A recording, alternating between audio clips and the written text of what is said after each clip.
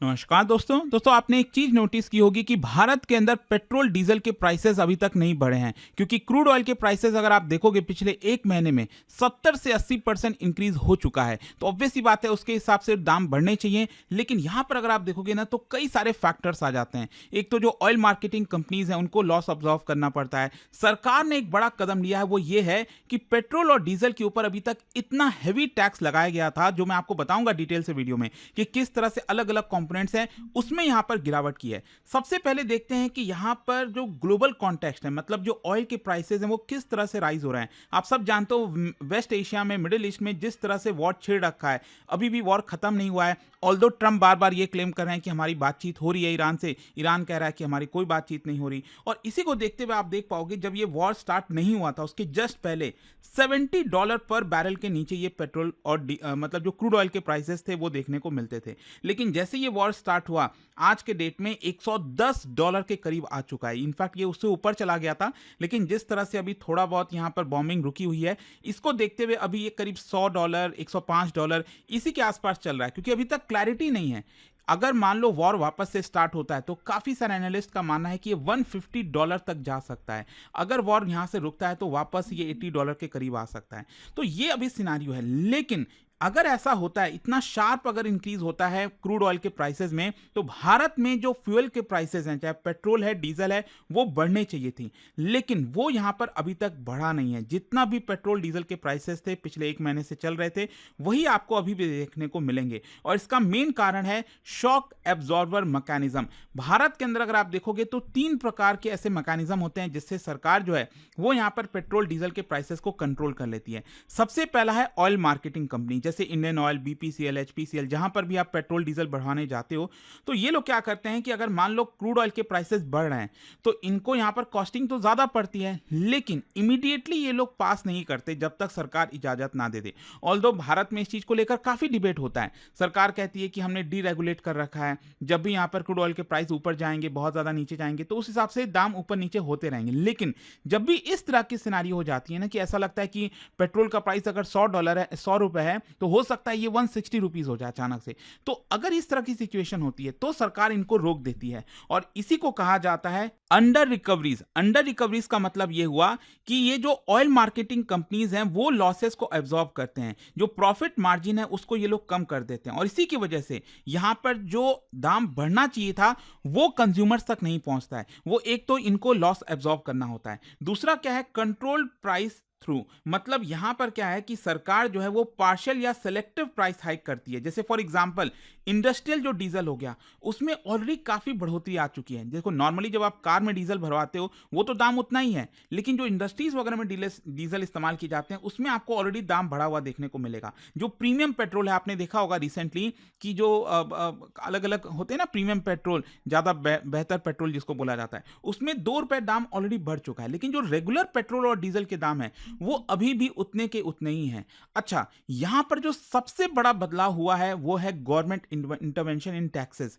अब समझिए क्या होता है ना, जो पेट्रोल और डीजल के प्राइसेस होते हैं उसमें बहुत सारे कंपोनेंट्स होते हैं। एक तो बेस प्राइस होता है, क्रूड ऑयल का दाम हो गया, फिर उसको रिफाइनिंग का कॉस्ट हो गया, ठीक है, लॉजिस्टिक कॉस्ट वगैरह हो गया। तो इसको बेस प्राइस कहा जाता है कि मान लीजिए अगर ₹100 पेट्रोल का दाम है, तो उसमें से लगभग 45-50 रुपए जो है वो आपका बेस प्राइस होता है। फिर इसके अलावा फ्रेट और जो डीलर के कमीशन हो गए।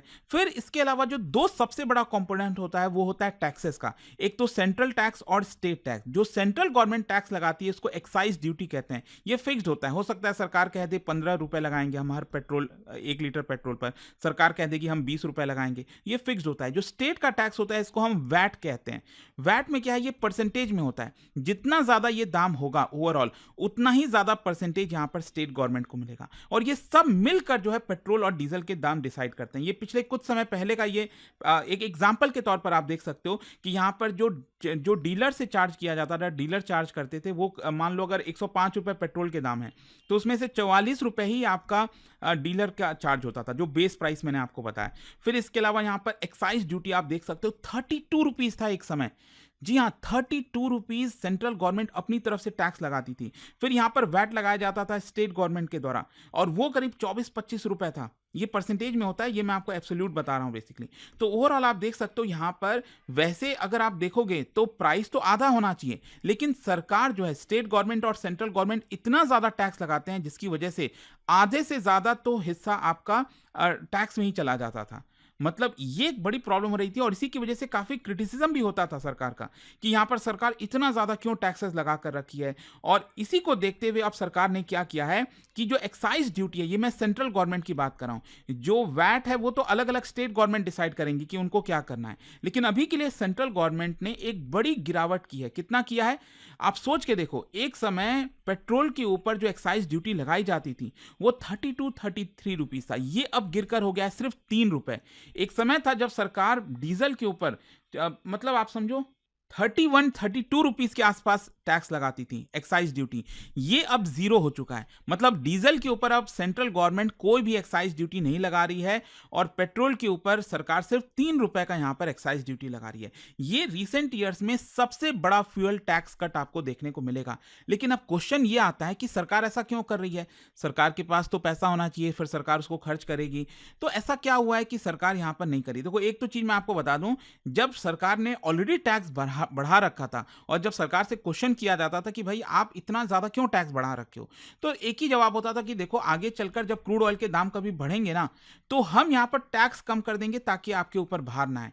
और कुछ वैसा ही अभी सरकार यहां पर कर रही है। मतलब अगर सोचो नॉर्मल केस में पेट्रोल के दाम तो कितने होने चाहिए थे, ये तो आप समझो करीब चला जाता 150 रुपए एक लीटर पेट्रोल का, लेकिन अभी यहां पर उसको रोका गया है। ये एक इंपॉर्टेंट चीज है। अब इसको जो है फिस्कल कुशनिंग कहा जाता है। अब देखिए क्या है कि सरकार ने तो एक्सपेक्ट करके रखा था कि सरकार को इतना सारा बेनिफिट होगा, टैक्सेस से इतने सारे पैसे आएंगे, सरकार इधर खर्च करेगी सोशल वेलफेयर पर, इंफ्रास्ट्रक्चर पर, लेकिन अल्टीमेटली ये सारी चीज़ें बिगड़ जाती हैं। और आप देख सकते हो यहाँ पर फिजिकल इम्पैक्ट बहुत हैवी आपको देखने को मिलेगा। बताया जा रहा है कि इसकी वजह से 1.5 लाख करोड़ से ज़्यादा, जी हाँ, 1.5 लाख करोड़ से ज़्यादा एनुअली यहाँ पर नुकसान हो सकता है। मतलब मान लीजिए अगर पेट्रोल डीजल के प्राइसेस नहीं बढ़ते हैं, सरकार अपना सारा टैक्सेस गिव अप कर देती है, तो उस केस में हैवी यहाँ पर आप समझ सकते हो कि जो इंफ्रास्ट्रक्चर है, वेलफेयर स्कीम्स है, सब्सिडीज है, वहाँ पर सरकार को नुकसान हो सकता है, क्योंकि वहाँ पर डाइवर्ट करती थी सरकार। तो देखना होगा अल्टीमेटली इसको वजह से क्या करती है। ओवरऑल यहाँ पर ट्रेड ऑफ है। देखो, एक तो क्या है ना कि सरकार चाहती है कि इन्फ्लेशन कम रहे। वो कब रहेगा? जब पेट्रोल डीजल के प्राइसेस नहीं बढ़ेंगे। लेकिन इसकी कीमत क्या चुकानी पड़ेगी? Physical deficit. फिजिकल डेफिसिट काफ़ी हाई हो जाएगा। आप देखते हो ना, यहाँ पर हम बात करते हैं कि 4% के अंदर रखना चाहिए, 5% के अंदर सरकार को फिजिकल डेफिसिट रखना चाहिए, तो वो यहाँ पर ट्रबल में आ जाएगा। दूसरा क्या है कि इससे बेनिफिट है कि इकोनॉमिक स्टेबिलिटी रहेगी, लेकिन गवर्नमेंट की ओवरऑल जो स्पेंडिंग कैपेसिटी है वो यहाँ पर कम हो जाती है। लेकिन समझिए, भारत का स्ट्रक्चरल प्रॉब्लम है, क्योंकि प्रॉब्लम इसमें यह आ रही है कि 90% हमारा क्रूड ऑयल ये हम इंपोर्ट कर रहे होते हैं। इम्पैक्ट ये होता है कि जब भी कोई ग्लोबल शॉक आता है, कोई भी प्रॉब्लम होती है, इसका इंपैक्ट आपको भारत पर देखने को मिलता है। बिकॉज हम फ्यूल प्राइसेस को डायरेक्टली इंडिपेंडेंटली कंट्रोल नहीं कर सकते। और लेसन हमारे लिए यहाँ पर यही है कि ये जो क्राइसिस आते हैं, इससे हमें सबक सीखना चाहिए कि रिन्यूएबल एनर्जी की तरफ हम कितना जल्दी जा सकें, इलेक्ट्रिक व्हीकल की तरफ कितना हम आगे बढ़ सकें। स्ट्रैटेजिक पेट्रोलियम रिजर्व को और ज़्यादा हमें बढ़ाने की ज़रूरत है। यहाँ पर जो इंपोर्ट सोर्सेज है उसको और डाइवर्सिफाई करने की ज़रूरत है, ताकि एक ही रूट से जो है, जो स्ट्रेट ऑफ हॉर्मुज है, वहाँ पर एटलीस्ट इस तरह की चीज़ों में हमारा कम रहे, मतलब जो हिस्सेदारी है। तो यहाँ पर अगर हम बात करें कि कब तक सरकार जो है, कब तक भारत में पेट्रोल डीजल के प्राइसेस नहीं बढ़ेंगे, ये इंपॉर्टेंट हो जाता है। क्योंकि अगर आप देखोगे दुनिया भर में, चाहे अमेरिका हो, 20% राइज हो चुका है पेट्रोल, चाइना जो है वहां पर भी हाइक हुआ है, यूके के अंदर, पाकिस्तान के अंदर, श्रीलंका, हर जगह आपको पेट्रोल डीजल के प्राइसेस बढ़े हुए देखने को मिलेंगे। वहां पर एक चीज ये है कि पहले से सरकार इतना टैक्सेस नहीं लगाती थी। भारत में तो क्या है, सरकार ने ऑलरेडी इतना ज्यादा टैक्स लगा रखा था, जिसकी वजह से वो अब कम कर पा रही है और यहाँ पर बढ़ा हुआ देखने को नहीं मिल रहा है। लेकिन स्टिल यहाँ पर समझने की जरूरत है कि देखो, अगर ये वॉर चलता रहा, अगर ये रुका नहीं और क्रूड ऑयल के प्राइसेस यहाँ से $110 बने रहे, हो सकता है और आगे चले जाएं, $150 बैरल चला जाए, तब तो बहुत बड़ा संकट आ सकता है। भारत के अंदर पेट्रोल डीजल के प्राइसेस भी आपको 100 से $150 तक भी जा सकते हैं, अगर ये स्थिति बहुत ज़्यादा खराब होती है। ऑल्दो अगर आप देखोगे तो यहाँ पर आज सरकार ने कल ही ये बोला है कि हमारे पास 60 डेज का जो ऑयल है वो सफिशिएंट है, मतलब रिजर्व में नहीं है। क्या होता है, जो रिफाइनरीज वगैरह होती हैं वहाँ पर जो प्रोसेसिंग वगैरह की जाती है क्रूड ऑयल की, तो उसमें ओवरऑल अगर हम देखें तो 60 दिन का ऑयल है। और एलपीजी की बात करें तो 1 महीने का रिजर्व हमारे पास पड़ा हुआ है, ये बताया जा रहा है। बट लेट्स सी अब आगे क्या होता है। बट आई होप कि इस वीडियो के थ्रू यहाँ पर जो टैक्सेस को लेकर एक बड़ा अनाउंसमेंट हुआ है वो आपको समझ में आया होगा। और जाने से पहले एक बहुत ही इंटरेस्टिंग क्वेश्चन, पेट्रोल और डीजल की हम बात करें, इसी से रिलेटेड 2 स्टेटमेंट दिया, आपको बताना है कौन सा करेक्ट है और इसका राइट आंसर आप सब जानते हैं। मेरे इंस्टाग्राम पर तो मिलेगा ही, वहां पर अगर आप नहीं हो कोई बात नहीं, टेलीग्राम से ले सकते हैं इसका सही उत्तर। और दोस्तों जैसा मैंने आपको बताया, अगर आप यूपीएससी की तैयारी कर रहे हैं, कोई भी बैच चाहते हैं, आपको बस यूज करना है ये कोड अंकित लाइव।